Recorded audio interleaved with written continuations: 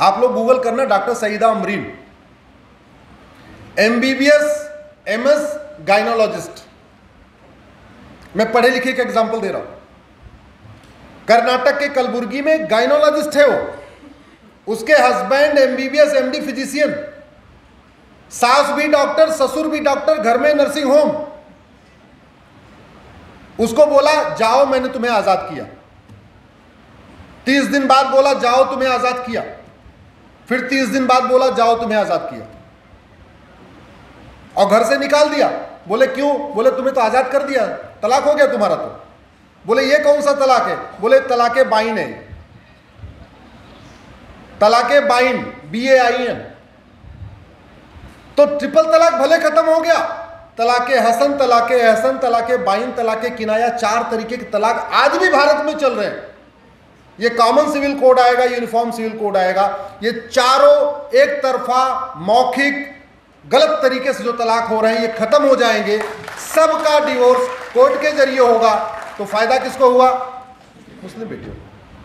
Common civil code आएगा, गुजारा भत्ता सबको मिलेगा। फायदा किसको हुआ? क्योंकि बाकी लोगों को तो पहले ही मिलता है, बेनजीर को नहीं मिलता, डॉक्टर सईदा अमरीन को नहीं मिलता। एक बेनजीर यहाँ की भी है, मुझे लगा यहाँ आई होगी, क्या पता कहीं सोशल मीडिया से देख के।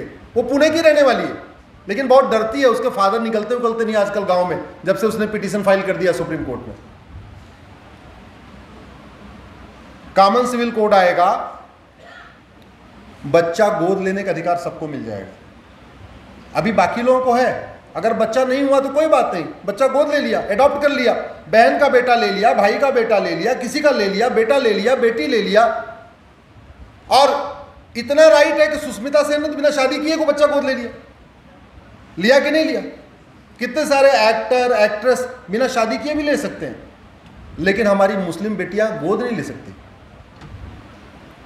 अगर गोद ले भी लिया उन्होंने तो प्रॉपर्टी नहीं दे सकती। अब जब प्रॉपर्टी दे ही नहीं सकती तो कोई अपना बच्चा उनको गोद क्यों देगा? कॉमन सिविल कोड आएगा, गोद लेने का अधिकार सबको मिल जाएगा। तो फायदा किसको हुआ? जोर से बोलिए। कॉमन सिविल कोड आएगा, बच्चे के भरण पोषण का अधिकार सबको मिल जाएगा। फायदा किसको हुआ? मुस्लिम बेटी। कॉमन सिविल कोड आएगा, प्रॉपर्टी का इक्वल राइट हो जाएगा, यानी पति और पत्नी में भेदभाव नहीं होगा, बेटा और बेटी में भेदभाव नहीं होगा। जनरल ट्रेडिशन भारत में है कि बाई द वे अगर हस्बैंड खत्म हो गए तो पूरी प्रॉपर्टी किसको जाती है? जोर से बोलिए जरा। वाइफ को।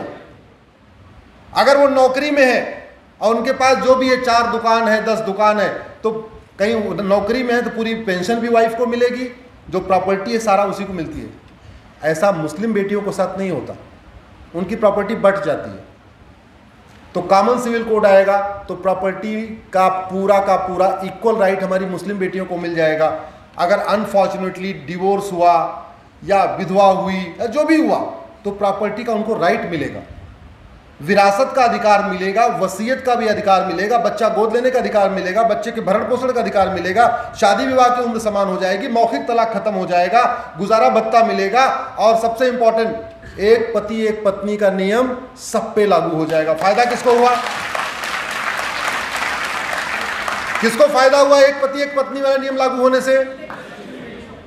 क्योंकि बाकी लोगों ने तो अगर सोचा भी तो 7 साल की सजा।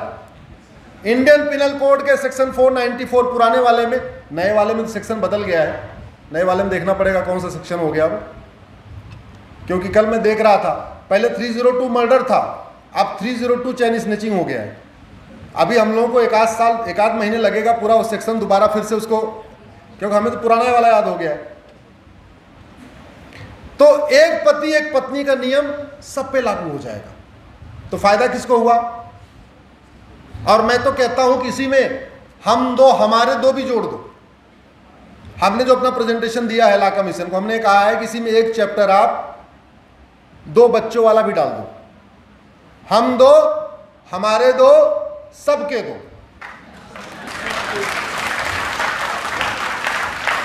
तो फायदा किसको हुआ? मुस्लिम बेटी। सबसे ज्यादा फायदा मुस्लिम बेटियों को हुआ। इसलिए मैं कह रहा हूं कॉमन सिविल कोड का सबसे ज्यादा फायदा हमारी मुस्लिम बेटियों को मिलेगा।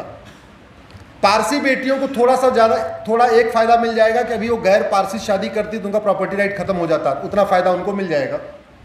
क्रिश्चियन बेटियों को थोड़ा इतना फायदा हो जाएगा कि अभी उनका कूलिंग पीरियड 2 साल है। कूलिंग पीरियड का मतलब अगर वाइफ हस्बैंड दोनों डिवोर्स लेना चाहते हैं तो उनको 2 साल वेट करना पड़ता है। हिंदू जैन बौद्ध सिख में अगर दोनों तैयार हैं डिवोर्स लेने के लिए तो उनको 6 महीने वेट करना पड़ेगा। उनका जो कूलिंग पीरियड हिंदू जैन बौद्ध सिख का 6 महीने है। अगर आपने अप्लाई किया तो जज बोलेगा भाई ठीक है दोनों तैयार है, बोले हाँ, बोले 6 महीने और ठंडे दिमाग से सोचो, उसको कहते हैं कूलिंग पीरियड। जबकि पारसी में कूलिंग पीरियड 2 साल का है तो उनका भी कूलिंग पीरियड 6 महीने हो जाएगा, तो उनको केवल इतना फायदा हुआ। लेकिन बाकी, इसलिए अगर आप इसको पॉइंट वाइज नोट करिए तो कॉमन सिविल कोड या यूनिफॉर्म सिविल कोड से हिंदू को केवल एक फायदा, शादी विवाह का रजिस्ट्रेशन मैंडेटरी हो गया। क्रिश्चियंस को 2 फायदा, कूलिंग पीरियड घट गया। पारसी को 3 फायदा, प्रॉपर्टी का राइट, गैर पारसी शादी करने के बाद ही प्रॉपर्टी राइट खत्म नहीं हुआ। और मुस्लिम बेटियों को 11 फायदा, हिंदू को 1 और मुस्लिम बेटियों को। लेकिन अनफॉर्चुनेटली सो कॉल्ड मुस्लिम ऑर्गेनाइजेशन, सो कॉल्ड मुस्लिम पार्टियां जिनके नाम में मुस्लिम है, वो इसका विरोध कर रही हैं। आप सोचिए वो कितना मुस्लिम्स बेटियों का नुकसान करना चाहते हैं। वो चाहते हैं कि ऐसे इनका बाल विवाह होता रहे, इनकी गरीबी बनी रहे, इनका कुपोषण बना रहे, ये ऐसे ही माल न्यूट्रिशन से परेशान रहे, ऐसे ही झुग्गी झोपड़ी में रहती रहे, ऐसे इनकी पढ़ाई लिखाई बंद हो, छोटे में बचपन में शादी हो जाए, 10 बच्चे हो जाए, तब उनकी दुकान चलती रहेगी। क्योंकि अगर बेटियां पढ़ लेंगी तो उनकी बात नहीं मानेंगी। बेटियां पढ़ लेंगी तो तर्क करना शुरू करेंगी। जो बेटी झुग्गी में है 10 साल में, अगर वो फर्गूसन लॉ कॉलेज में आ गई या फर्गूसन कॉलेज में आ गई तो वो आंख बंद कर किसी की बात नहीं मानेगी, बल्कि वो तर्क करेगी, सोचेगी, समझेगी, विचार करेगी। लेकिन यही चीज़ हमारे देश के कट्टरपंथी लोग नहीं चाहते। इसलिए कट्टरपंथी पॉलिटिकल पार्टियां, कट्टरपंथी लोग, कट्टरपंथी मौलाना खुद भी इसका विरोध कर रहे हैं और अलग अलग लोगों से so called human right organisation, so called फला फला ऑर्गेनाइजेशन के जरिए इसका विरोध करवाने की कोशिश कर रहे हैं। इसलिए हम सबको उनके खिलाफ खड़े हो जाना चाहिए। हमें अपना व्यक्तिगत लाभ नहीं देखना चाहिए। हमें ये नहीं सोचना चाहिए कि मैं तो हिंदू हूं, हमें उसी से कोई फायदा ही नहीं है तो काहे लिए हम इसका समर्थन करें। समर्थन करना है। क्यों? क्योंकि धर्म की जय करने के लिए अधर्म का, प्राणियों में सद्भावना स्थापित करने के लिए अधर्म का नाश करना। ये जो भेदभाव है ये अधर्म है, ये कुप्रथा है। और कुछ लोग बार बार जो दलीलें देते हैं कि हमें तो धार्मिक स्वतंत्रता है, आर्टिकल 25 में वास्तव में धार्मिक स्वतंत्रता है, लेकिन वो रीतियों की स्वतंत्रता है, कुरीतियों की नहीं। वो प्रथा की स्वतंत्रता है, कुप्रथा की नहीं। वो धर्म की स्वतंत्रता है, धर्मांतरण की नहीं। इसीलिए मेरी पीआईएल धर्मांतरण खिलाफ चल रही सुप्रीम कोर्ट में, जिस पे पिछले साल 14 नवंबर 2022 को सुप्रीम कोर्ट ने एक बड़ी कड़ी टिप्पणी किया। और केवल मौखिक टिप्पणी नहीं किया बल्कि उसको ऑर्डर में भी डिक्टेट करा दिया कि धर्मांतरण राष्ट्रीय सुरक्षा के लिए खतरा है। ये सुप्रीम कोर्ट ने डिक्टेट करा। और हमें आपको यह बताते हुए खुशी हो रही है कि जब मैंने वो ऑर्डर सुप्रीम कोर्ट का उत्तर प्रदेश में गाजियाबाद के पुलिस कमिश्नर को दिया, जिसमें लिखा हुआ है conversion is a serious threat to national security, उसके बाद से गाजियाबाद की पुलिस ने लगभग 1 दर्जन धर्मांतरण कराने वाले मिशनरियों और जिहादियों के खिलाफ एनएसए लगा दिया।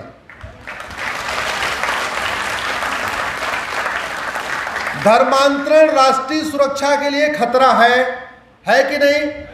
और राष्ट्रीय सुरक्षा के जो खतरे हैं उनसे निपटने के लिए हमारे पास कानून है, उसका नाम ही है राष्ट्रीय सुरक्षा कानून, जिसको इंग्लिश में कहते हैं नेशनल सिक्योरिटी एक्ट।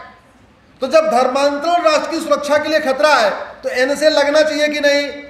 अब आप सोच रहे होगे आप क्या कर सकते हो? आप भी यही काम करो, अपने कमिश्नर से मिलो, सब लोग मिल के जाओ और गूगल कर लेना national security act conversion Ghaziabad police. नहीं तो मैं लिंक भेज दूंगा यहाँ के कुछ लोगों को, अपने में ट्वीट कर दूंगा, वो दिखाओ अपने पुलिस कमिश्नर को कि भाई पुणे में धर्मांतरण हो रहा है, आप एनएसए क्यों नहीं लगा रहे हो?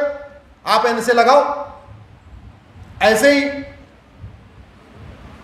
देश की एकता और अखंडता के लिए जो खतरा होता है, उससे निपटने के लिए हमारे पास एक कानून है, उसको कहते हैं यूएपीए। सुना होगा आपने, अभी वो दिल्ली दंगे वाले के खिलाफ यूएपीए का मुकदमा चल रहा है। जो चीज देश की एकता अखंडता के लिए खतरा हो, उसके खिलाफ यूएपीए है, लेकिन उसका यूज नहीं हो रहा है। धर्मांतरण देश की एकता अखंडता के लिए खतरा है कि नहीं? जोर से बताइए जरा। तो यूएपीए लगाना चाहिए कि नहीं? बस इसको इनिशिएटिव ले लीजिए, आप इसको शुरू करिए। आशीष जी अपनी टीम के साथ मिलिए, पुलिस कमिश्नर से मिलिए और बोलिए भैया देखो यूएपीए लगाओ। धर्मांतरण एक ऑर्गेनाइज्ड क्राइम है, इंडिविजुअल व्यक्ति नहीं करता। कोई फंडिंग करता है, कोई बाइक मुहैया उपलब्ध कराता है, कोई उसको स्थान देता है, कोई लिटरेचर उपलब्ध कराता है, कोई कुछ न कुछ, उसमें एक पूरा एक गैंग होता है, 10 लोग 20 लोग 25 लोगों का गैंग होता है। और कई बार तो इसमें इंटरनेशनल एक्सेस भी होता है। ऑर्गेनाइज क्राइम से निपटने के लिए हमारे पास एक कानून है, महाराष्ट्र में मकोका है कि नहीं आपके पास?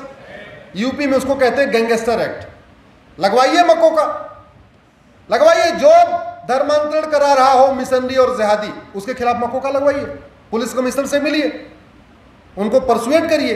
एक बार उन्होंने लगाना शुरू कर दिया, फिर पूरे महाराष्ट्र में सब लोग लगाना शुरू कर देंगे।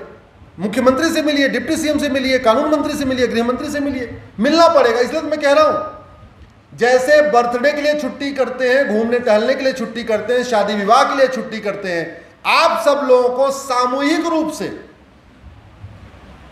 कम वीर सावरकर का 1% तो आपको करना ही पड़ेगा।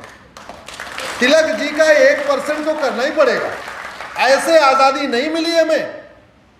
असंख्य अकल्पनीय बलिदान उन्होंने किया है। उस बलिदान के बारे में सोचिए और खुद सोचिए कि मैं क्या कर रहा हूं।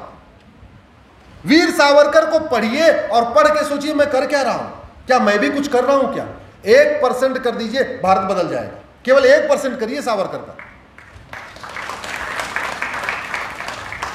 धर्मांतरण से राष्ट्रांतरण होता है, धर्मांतरण से व्यवहार बदलता है, धर्मांतरण से सोच बदलती है, धर्मांतरण से तीज त्योहार बदलता है, धर्मांतरण से भाषा बदलती है, धर्मांतरण से लाइफ स्टाइल बदलती है, धर्मांतरण से जीवन पद्धति बदलती है, और सबसे बड़ी बात, धर्मांतरण से हमारा देश बदलता है।